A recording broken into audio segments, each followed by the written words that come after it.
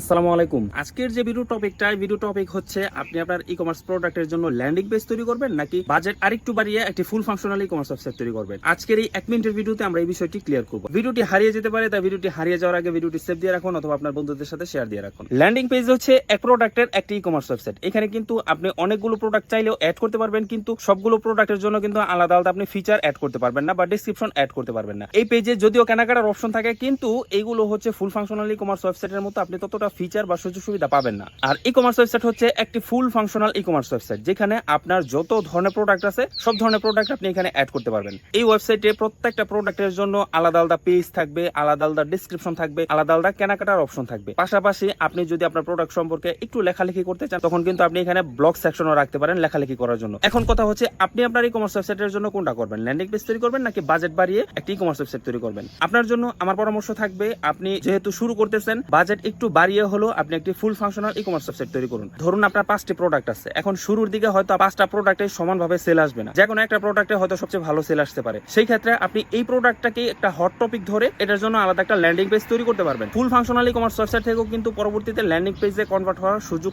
আছে। আশা করি আজকের ভিডিওটিতে আপনি বুঝতে পেরেছেন ল্যান্ডিং পেজ নাকি একটি ফুল ফাংশনাল ই কমার্স ওয়েবসাইট তৈরি করবেন। ই কমার্স ওয়েবসাইট সম্পর্কিত যে কোনো পরামর্শের জন্য আমার সাথে যোগাযোগ করতে পারেন। আমার সাথে যোগাযোগের যাবতীয় ইনফরমেশন এই ভিডিও ডেসক্রিপশনে অথবা পিন কমেন্টে দেওয়া থাকবে।